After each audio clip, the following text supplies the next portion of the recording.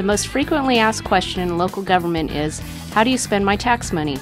Over the next few minutes, we're going to explore how the City of South Lake Tahoe's operations are funded, how tax dollars are allocated, factors that have and continue to impact South Lake Tahoe's budget, and answer some frequently asked questions about the budget.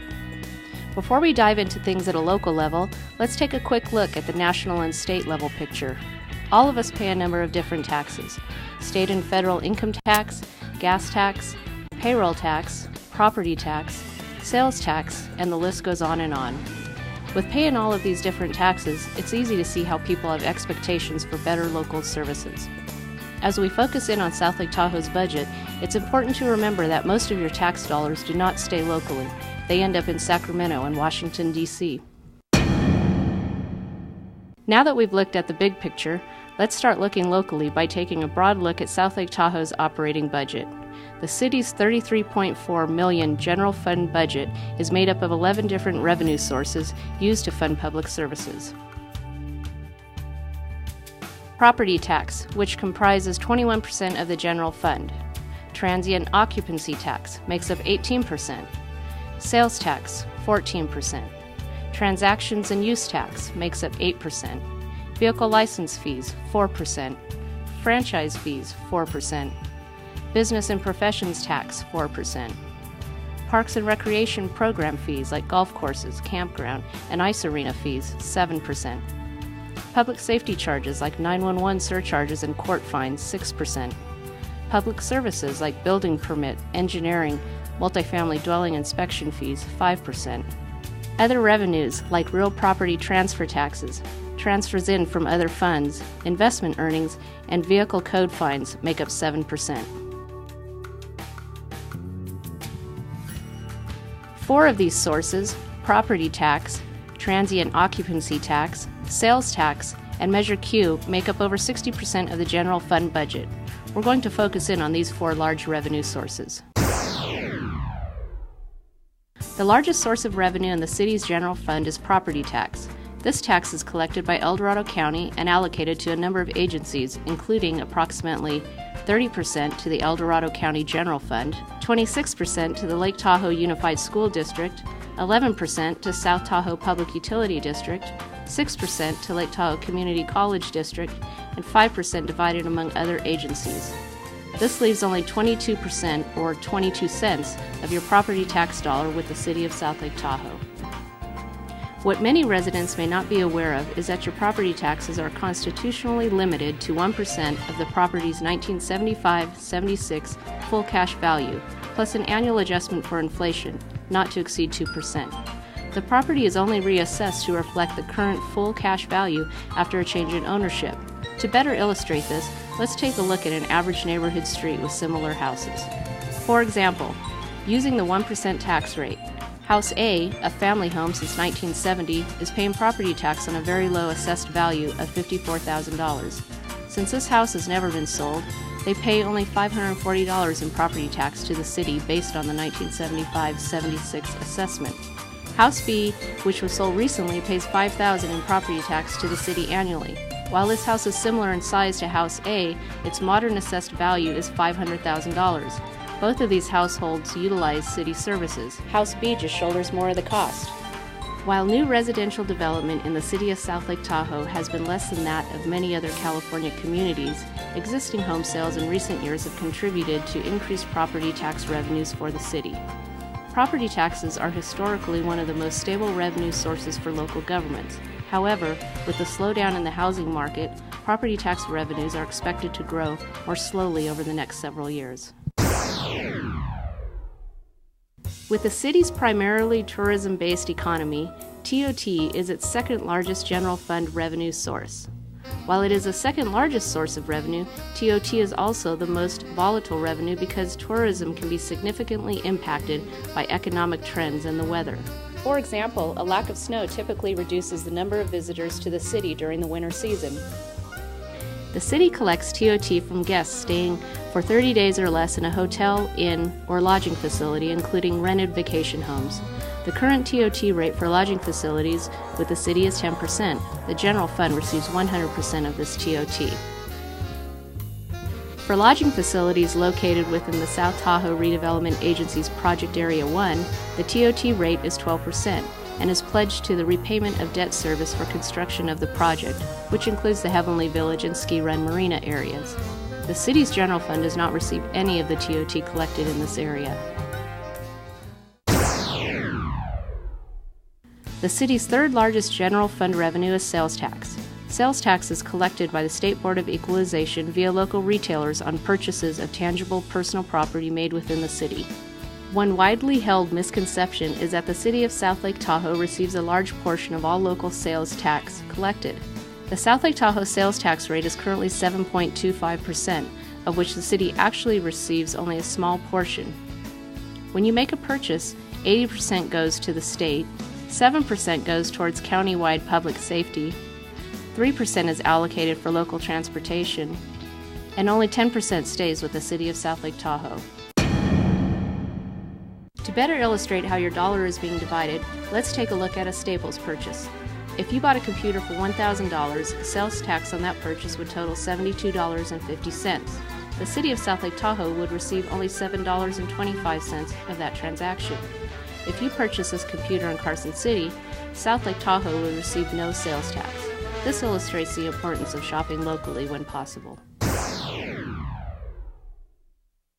In November 2004, 2/3 of the voters in the city of South Lake Tahoe approved a 0.5% transactions and use tax, referred to as Measure Q, now the city's fourth largest general fund revenue source. Unlike sales tax, which is divided among the state, county, and the city, South Lake Tahoe receives 100% of the Measure Q transactions and use tax. This applies to all point-of-sale purchases made at local retailers within the city.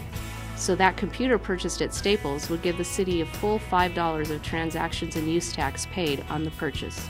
In addition, transactions and use tax on purchases of large items that must be registered like cars and boats, and on merchandise where the sales contract includes delivery like furnitures, are allocated back to the jurisdiction where the buyers reside. Therefore, if a South Lake Tahoe resident purchases a vehicle in Sacramento, the city still receives 100% of the Measure Q transactions and use tax applicable to that purchase. Sales tax and transactions and use tax are also somewhat volatile revenue sources as they are tied to tourism as well. Visitors are responsible for a significant portion of the retail purchases made within the city. The city's general fund revenues are expected to grow by approximately 3% in 2007 and 2008. However, ongoing expenses that are impacted by the cost of living and inflationary economic trends are growing at a faster rate. Balancing the budget within the limited resources of a city like South Lake Tahoe is an obvious challenge. Each year, South Lake Tahoe elected officials are faced with the challenge of providing valued city services and facilities to a population of 24,000 full-time residents and more than 1 million visitors. The city has a rapidly deteriorating street system and is in need of storm drainage infrastructure. Its aging fleet of snow removal equipment requires replacement. Let's take a look at the 2007-2008 general fund budget to see how the city spends your dollar. Instead of another boring graph, let's bring out a poker table and chips. In the 07-08 budget year, 38% was allocated to public safety, 20% to transfers to pay for snow removal, transit, and street sweeping services, airport, capital improvement projects, and employee health care. 13% to general government, like accounting, legal, and city management. 10% to parks and recreation programs. 9% to miscellaneous general fund for expenses and contracts that are not specific to any one department, like animal control services, postage, taxes and fees, and retirement payouts. 5% to public works, and 5% to community development. One way to see how the City of South Lake Tahoe budget gets divided is to look at how much city services cost per resident each day. Every day, public safety totals $1.45. Transfers total 76 cents. General government, 50 cents. Parks and recreation, 38 cents. Miscellaneous general fund, 34 cents. Public works, 19 cents. Community development, 19 cents. For a grand total of $3.81 per day. Now that we've covered some of the basics, Let's head out on the street to answer some more of your in-depth questions. I heard city government has a large reserve. Why not spend that on more safety personnel and to fix other things around town? This is a good question. The important thing to remember is the general fund reserve is one-time savings to be used for emergencies such as major disasters or an economic downturn. That allows us as a city to operate up to 90 days. Can you spend all the money? Sure you can, but you can only spend it once and then it's gone. The theory of having a strong reserve is to allow the city government to carry on during hard times. When the reserve is exhausted, it has to be replaced. State government and many local governments in California don't have reserves, and you're reading in the news that they're proposing major cuts in services and cuts in personnel. We have a reserve and we need to maintain it so we have it for emergencies. I know that the city's total budget is $106 million. Why can't the non-general funds be spent where the need is greatest? Yes, it would be nice if we could spend that money wherever we see the greatest need. The city is fortunate to receive funding from sources outside of general fund. Some of these sources have restrictions on how the money can be spent. That's what we call the color of money. For example, the city receives funding from state and federal housing programs, and these monies can be spent only on housing projects. We also receive grants for environmental projects. Those monies have to be spent on very specific projects, like erosion control. We can't spend that money for city streets. We also get gas tax funds, and those monies need to be spent on transportation.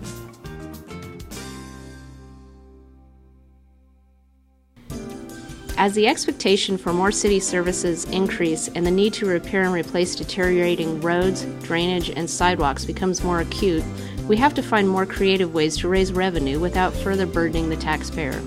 Growing the local economy and keeping more local generated revenues in town must become a major focus of city government. Being informed and educated about the basics will help all of us work together in solving South Lake Tahoe's budget challenges. We've covered quite a bit of ground in this short video. If you'd like more information about South Lake Tahoe's Budget 101, you can request a Budget 101 speaker for your civic group or neighborhood organization by calling the City Manager's office at 530-542-6016 or visit our website at www.cityofslt.us/budget to learn more and give us feedback.